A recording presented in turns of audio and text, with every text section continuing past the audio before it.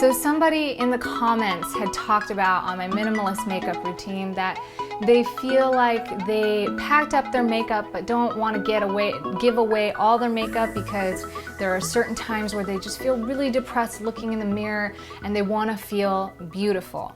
I had this spark of ideas that came up when I read this comment, a lot of them being just completely relatable and understanding of what that experience is like, and then also a lot of questioning as to why a lot of us often feel that way or what causes it and what we can do about it, and how I've come to terms with my own beauty and how I still sort of play into that cycle in many ways. And so anyhow, I wanted to open up this topic here because I think in a lot of senses, there is almost too much left and right when it comes to this topic.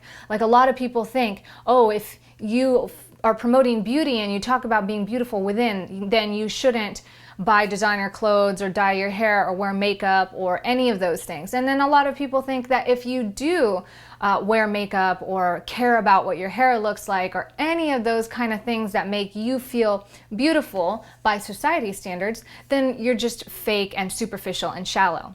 I think none of that is true. I think for some people it can be, but for the most part, as human beings, there is science behind beauty. Beauty is a large part of how we experience the world and what we enjoy out of the world. We're visual creatures, so we appreciate beauty. We appreciate the sunsets. We appreciate nature. We appreciate any beautiful man or woman that walks by and says, wow, they're so pretty, or they're so handsome, or I love their smile. We are enamored and captivated by beauty. So it's understandable why we would want to also be a part of that beauty or exude that type of beauty or sort of express or give that experience to others as being beautiful. On top of it, we live in this society where we're so surrounded and overwhelmed by the definition of beauty. And that definition is always changing. If you look back in the Roman times, to be overweight, the more overweight you were, the more beautiful it was, because it meant you had money and you were able to sit around and live a good life and eat really well. Nowadays, we think that being leaner or less overweight is beautiful because we relate it to being healthy and active and being happy. So those things change over time. And to be quite frank, we're never going to keep up because they change so quickly. And the truth of the matter is all these different varieties have beauty within. It's really funny. I just want to make another example, but when I go over to Southeast Asia, particularly the Philippines, which is where I'm from, not many people find me as beautiful as when I'm in Southern California. In fact, I am kind of just normal and average there because I look like I'm from there.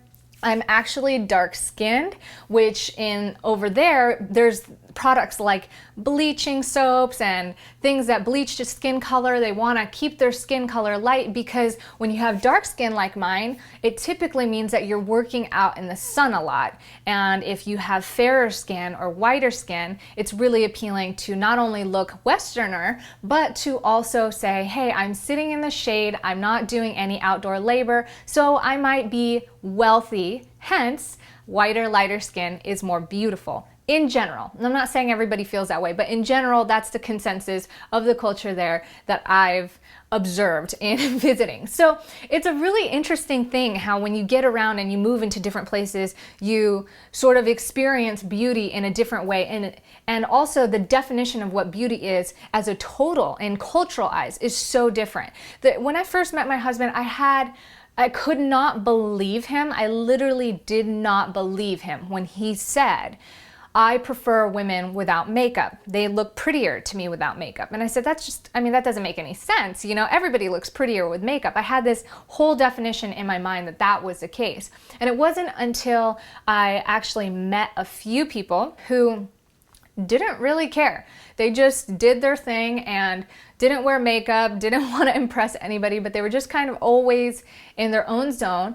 And what made them so beautiful was that you could just really feel and experience like that love and beauty that they saw in life really expressing out of them. I don't know how else to explain that, but if you can think of like one person that you just feel really good about, like just that one person who lights up your day and who you just love them so much because you can just tell they're a really, really good person and you appreciate just how awesome and inspiring they are.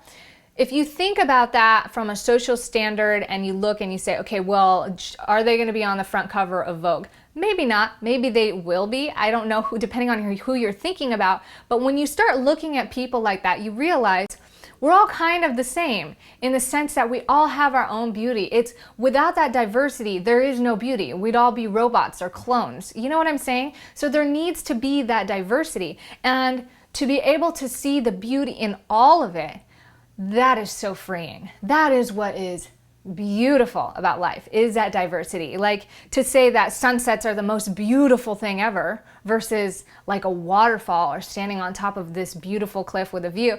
It would be silly to try to label that. So my whole point is that when it comes down to defining what beauty is for you, looking at what is seen on the outside or what the popular media says is not really going to be the most practical or feel-good way to define beauty for yourself. Now, I think it is awesome and fun, maybe not important, but something that we all want to do, and it's good for us to do if we feel that notion, to define what is beautiful for ourselves. I think it's good to experiment and have fun with certain things. I mean, to be completely transparent with you guys, I hate nail polish in the sense that it looks so fugly to me. And I'm sorry, I do wear nail polish, okay? I'm just gonna disclose that really quick.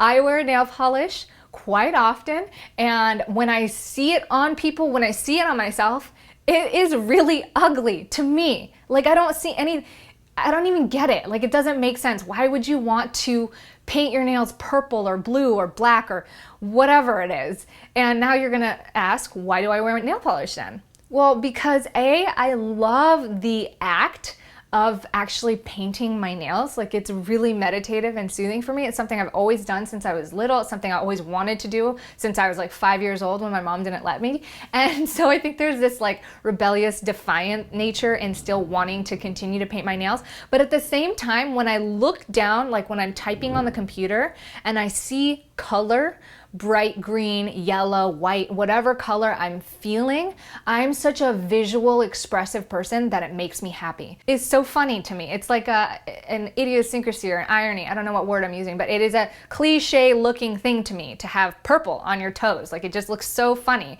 that it actually brightens my spirit. So I don't stop painting my nails, which is really funny. But if I am going to some sort of event or I want to look cleaned up, I will take them all off because to me, no nail polish looks more beautiful to me. So it's one of those funny things, and I think in enabling yourself to find out what you like for different reasons, you allow yourself to define your own beauty rather than trying to live up to what is always changing, what is always evolving. 10, 15 years ago, I used to feel like the most beautiful thing walking down the street. And this was before things like Botox and eyelash extensions and all of that became the norm. And all of a sudden, once all of those things became a normal thing that we see in celebrities and in the media and Photoshop and all this stuff, I started to feel less and less beautiful.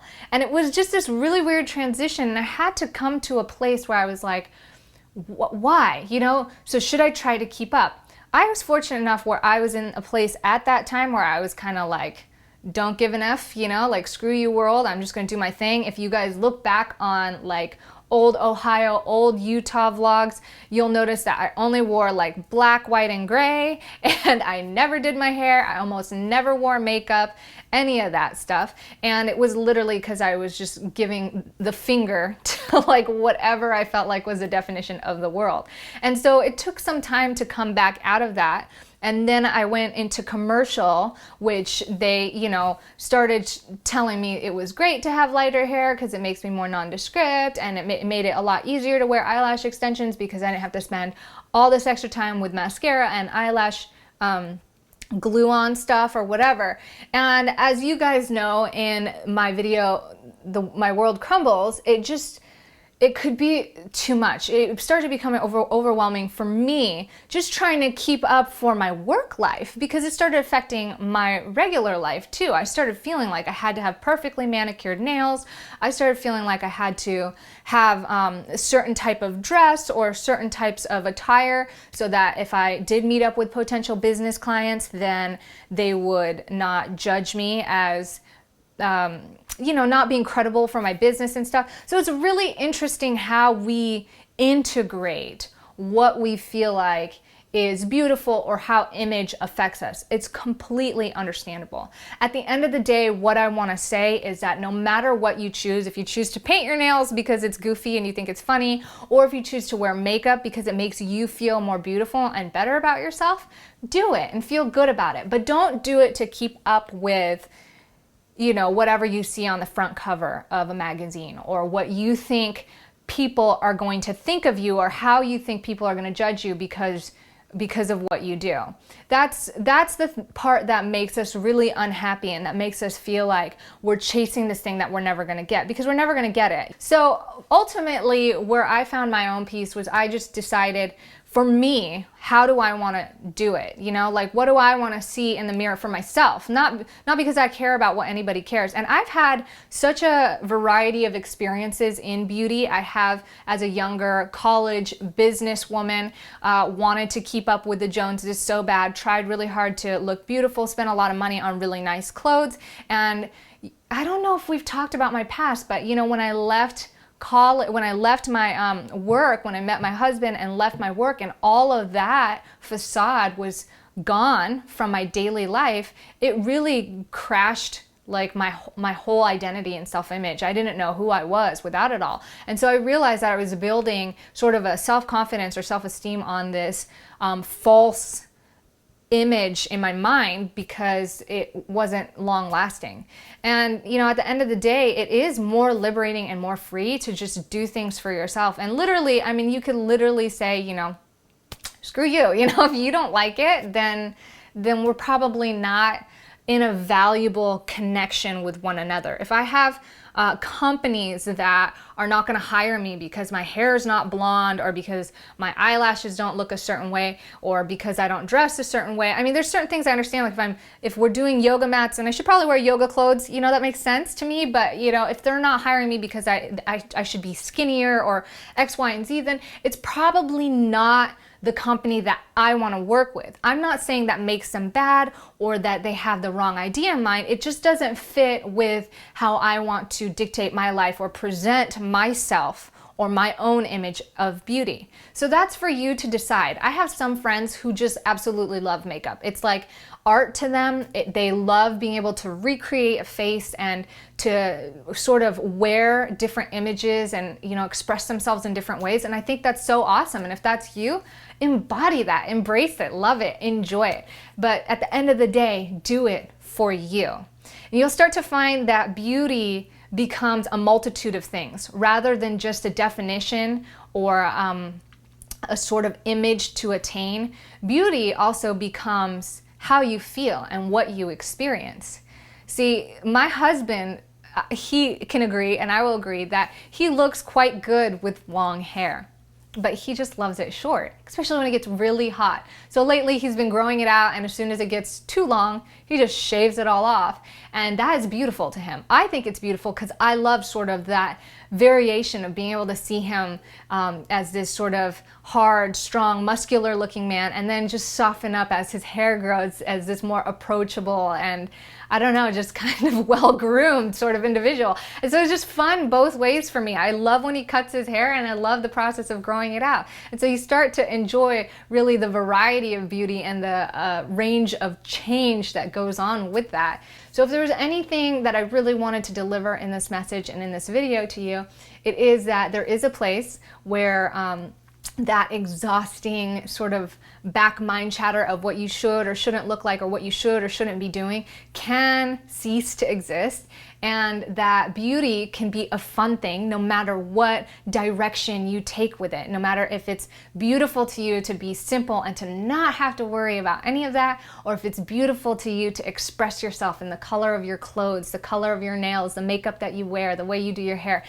All of it is so beautiful, and we need that diversity to continue to appreciate the beauty within each and every one of us, our individuality, and expressing that individuality met with acceptance and appreciation for that individuality is what causes us to be able to come together in our differences and learn to live not just in harmony, but with complete love and appreciation and acceptance for one another. So it is so important to me, aside from just beauty, that we allow ourselves, as we allow others, to define themselves, what is important and valuable to themselves in their lives, and how they want to conduct and live through their lives or travel through their journey. We are not ever going to be at the perfect place. None of us will ever have arrived. The beauty of this life is that journey to follow that path. It's that journey to find our inner selves, to let that shine, live that light alongside with the contrast. So aside from beauty, I think it is so important, not just for us as a whole, but for you and your experience of yourself, your experience of the world, to realize that you can define your own beauty, your own life, your own values, how you choose to go about on your journey and to find those things for yourself. And there is no right or wrong way to do it. I mean, I'm going to say that probably what would be wrong is if you're hurting yourself and others, but we make mistakes sometimes, you know? And I think if we can support and love one another and accept one another in that, then we can be really darn happy. It is a really happy place to be. So let's do that for one another. Find that beauty within yourself. You have so much beauty. Each and every single one of us have so much beauty for so many different reasons, and we just can't be it all, you know? Again, otherwise we'll be clones or robots. So I've been talking enough already. I hope you found a lot of value in this video. I feel very strongly about it because I really think that if we moved forward in that direction, we would all be feeling really good about ourselves and also able to appreciate others and not feel threatened or like there's competition or something impossible that we can't keep up with. I think those kind of things really aren't helpful to our own happiness and our own self-love. So thank you so much for watching this video. I would love to hear what you guys do for the sake of just for you. Whether, you know, it's like the nail polish thing like me, or whatever it is, put it down in the comments below. I want to know what you feel about your own definition of what beauty is to you.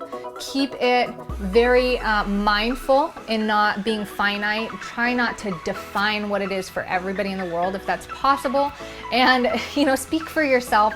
Let us know so we can all see what the array of beauty is and perception of beauty. I think that in itself is beautiful. And you guys are beautiful, and this day is beautiful, so I'm gonna let you get on with your beautiful day. Thanks so much for listening, and I'll see you guys in the next video.